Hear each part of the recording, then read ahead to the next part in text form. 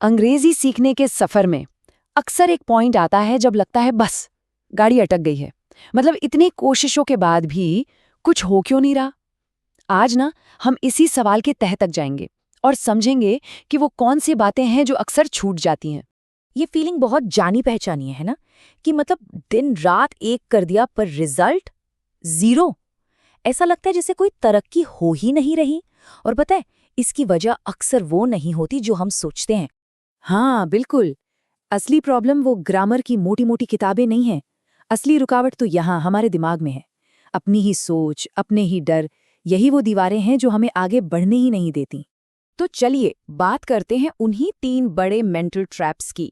एक बहुत मशहूर इंग्लिश टीचर हैं जेम्स, उन्होंने बताया है कि ये वो जाल हैं जिनमें सीखने वाला हर इंसान कभी ना कभी तो फंसता ही है। पहला जाल तो है कड़ी मेहनत का मिथक। मतलब ये सोच कि सीखने का मतलब है दर्द, संघर्ष, घंटों तक सिर खपाना, और अगर इसमें मजा आने लगे तो जरूर कुछ गड़बड़ है। पर सच तो इसका ठीक उल्टा है। जब सीखने का सफर एक बोझ के बजाय एक खोज बन जाता है ना, बस तभी गाड़ी लंबी चलती है।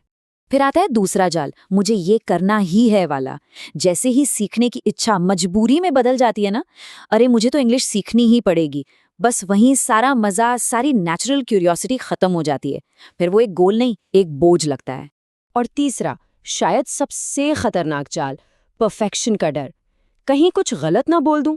बस इसी एक डर की वजह से बोलने से पहले इतना सोचा जाता है कि बोलने का मौका ही निकल जाता है। और एक बात तो साफ है, बिना बोले सीखना इम्पॉसिबल है। लेकिन अच्छी खबर ये है कि इन सारे मेंटल ट्रैप्स का एक बहुत ही सीधा और असरदार तोड़ भी है। एक ऐसा प्रैक्टिकल प्लान जो सिर्फ सोचने पर नहीं बल्कि करने पर जोर देता है और इन सभी रुकावटों को रास्ते से हटा देता है। और ये प्रैक्टिकल प्लान हमें मिलता है कर्नल राजीव भरवान से। उन्होंने एक 4 स्टेप का फ्रेमवर्क दिया है, बिल्कुल सीधा साधा लेकिन बहुत पावरफुल। और सबसे अच्छी बात, इसे कोई भी फॉलो कर सकता है। तो ये है वो 4 कदम: रीड, राइट, स्पीक और लिसन। यानी पढ़ना, लिखना, बोलना और सुनना। सोचिए, किसी भी भाषा को सीखने की जो इमारत है ना, वो इन्हीं 4 पिलर्स पर खड़ी होती है। तो ठीक है, अब जरा एक एक करके समझते हैं कि इन चारों कदमों को अपनी रोज की जिंदगी का हिस्सा कैसे बनाया जाए, ताकि ये सिर्फ कोई रूल बुक ना लगे बल्कि आदत बन जाए। पहला कदम है रीडिंग। और कर्नल भरवान यहाँ एक बहुत ज़रूरी बात कहते हैं कि सिर्फ एग्जाम के लिए नहीं पढ़ना है, इसे रोज़ की आदत बनाना है। हर रोज़ एक अखबार पढ़ने की कोशिश कीजिए। इससे पता है क्या होगा, वोकैबुलरी तो बढ़ेगी ही, साथ में जनरल नॉलेज भी। मतलब एक तीर से 2 निशाने। दूसरा कदम है राइटिंग। रोज़ बस 2 पेज अपनी डायरी में लिखिए, ज़्यादा कुछ नहीं, बस पिछले 24 घंटों में क्या क्या हुआ। यह आपके विचारों को एक स्ट्रक्चर देगा। और साथ में रोज 10 नए शब्द सीखने का टारगेट रखिए। आप देखेंगे धीरे धीरे ये शब्द आपकी राइटिंग और स्पीकिंग दोनों का हिस्सा बन जाएंगे। अब आता है वो कदम जो सबसे मुश्किल लगता है, स्पीकिंग। शुरुआत में क्या करना है, बस शीशे के सामने खुद से बात कीजिए। जब थोड़ा कॉन्फिडेंस आ जाए तब दोस्तों और परिवार वालों से बात करें। हाँ, हो सकता है कोई मजाक उड़ाए, पर परवाह नहीं करनी है। रविंद्रनाथ टैगोर ने क्या खूब कहा था, যদি তোর दाग शुने केउ ना आसे तबे एकला चलो रे। मतलब अगर कोई साथ ना आए तो अकेले चलो। और चौथा और आखिरी कदम है लिसनिंग। पर इसका मतलब ये नहीं कि कुछ भी सुनना है, नहीं, बहुत सोच समझकर चुनना होगा कि क्या सुनना है।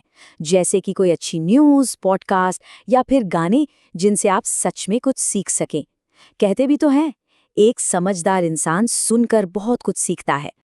तो अब इन दोनों हिस्सों को एक साथ जोड़कर देखते हैं।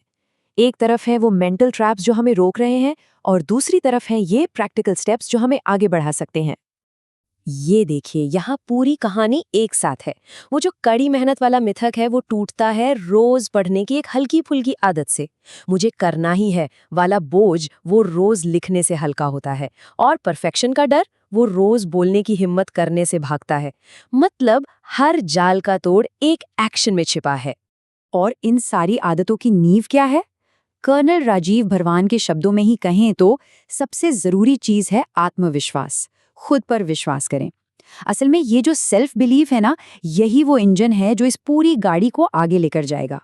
तो देखिए, नक्शा अब हाथ में है, रास्ता भी साफ है और मंजिल भी। अब सवाल सिर्फ एक है, इन 4 कदमों में से पहला कदम क्या होगा?